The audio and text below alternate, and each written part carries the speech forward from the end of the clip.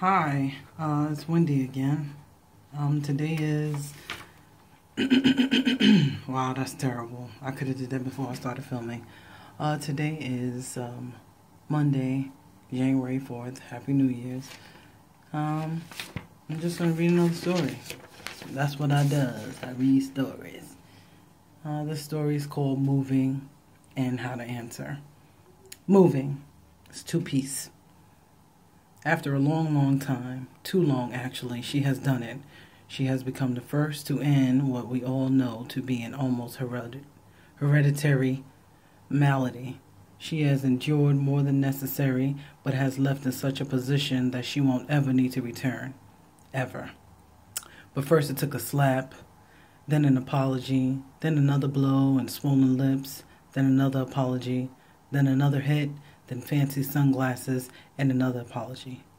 She won't tell anyone ever, but her two eye teeth began to move after the last fight. Yeah, fight. If you could call him punching and kicking her while she cowered in the corner, making a very poor attempt to cover her vital organs and stomach a fight. The teeth are loose now, and with her tongue she is able to move them to and fro. And because she's fled, there won't be any money to replace them when they fall out. But still, she's happy because she's no longer there, and the baby that he forced into her, that he repeatedly tried to beat out of her, now has a chance. She's happy. Wouldn't you be? There would be no more of not knowing when she'd get hit or wondering why he hit her because she was tasting sweet freedom. She smiles broadly, though her teeth are loose, moving really, and discolored because she's ended a legacy. She's done what her mother, sisters, grandmother, and great-grandmother could not do. She left. Out the window of the Greyhound bus, green fields go by in a blur. It's all so fast, but it's good. Whenever she's asked later on how she feels, if it's good, she will say good and green. Green will from now on be synonymous with good. The baby is kicking and she rejoices with each kick because she knows that the baby is strong and alive and free too. Her baby is a fighter, and with each kick it's reinforced that the baby is a winner. She looks down on her stomach, and as she's about to converse with the growing life, one of her front teeth fall out. Part 2. How to Answer. Jory. Mommy, where are we going? Me. We're headed to where I grew up, and to see your father. Jory, where's that? I wrote silence. Yael. Mommy, we can't be going to see our father because Daddy Chris is at home and we see him every day. Me. Yael, please be quiet. Mommy needs to concentrate. So, this is how this ride will be. It will be 7 hours of me trying to explain things, grown things, and I'm not really in the mood. They're 8, and they always have a lot of questions.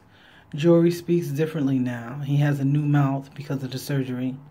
We finally got his cleft palate repaired, but since he could speak, his voice and speech have always been music to my ears.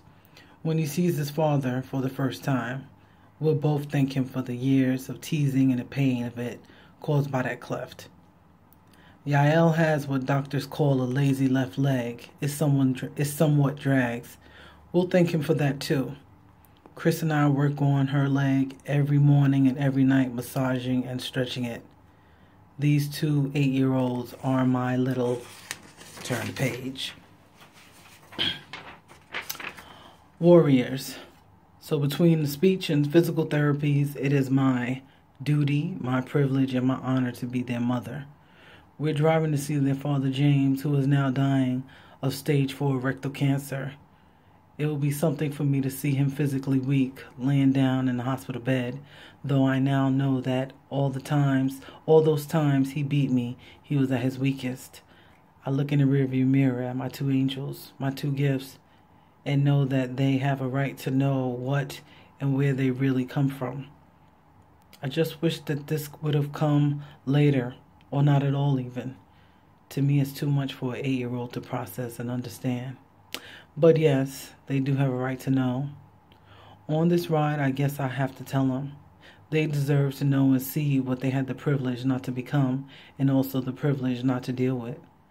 I look at Jory and pray that while the curse of abuse is almost hereditary, he doesn't become like his father and instead grows to be like his daddy Chris.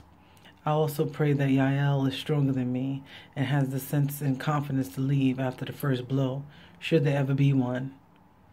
So I have several hours to tell them. But the questions, how do I answer? I may start with the positive points because there are few. Yes, James did take me out of an abusive household, but of course, he recreated that same household at my new home. So maybe I should start with how I came from a long line of better women, but that Daddy Chris is different and never ever hits mommy. Maybe I'll start with how I didn't know that there were two of them growing inside of me, and how on a Greyhound bus, when I was leaving James, my front tooth fell out. Maybe.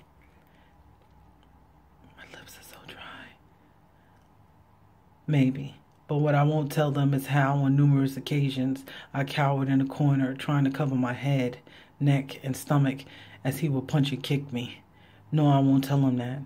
I just hate having to take them there and tell them these things or any part of it. They're babies, my babies after all.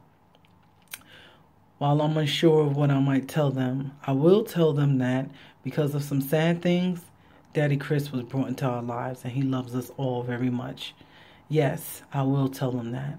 They love Chris, as do I, and in truth, he didn't even want us to take this trip. He even went as far as threatening Sheila for finding us and letting me know that her brother was on his last leg. Damn her. My children are safe though, and that's a wonderful thing. They are loved, they are growing, and they are thriving. I just think that all of this is too much for a child, 2 8-year-olds to be exact. I really don't know what I'll say to them because I really don't know how to answer. Driving, I wrote that. 20 minutes pass. I stop and pull over because I don't think I'll be answering those questions. I've decided that we're not going. I make a phone call. It rings and she picks up. Sheila, I say, we're not coming. I'm not putting my children into that confusion. I'm looking through the rearview mirror at my loves and at my life, and they're happily playing around with each other in the back seat as I talk. Sheila is quiet, so I continue. They've been abused enough. Your brother never seeing his children is his own fault. Please don't contact me again. She's silent and then she hangs up. Yael, Jory, we're going home, I say. Everything now is truly good and green. And that is moving and how to answer. Coming from a home with the abused mother and having young friends who were abused by their boyfriends, I know, fact, it doesn't always end well, but this was nice.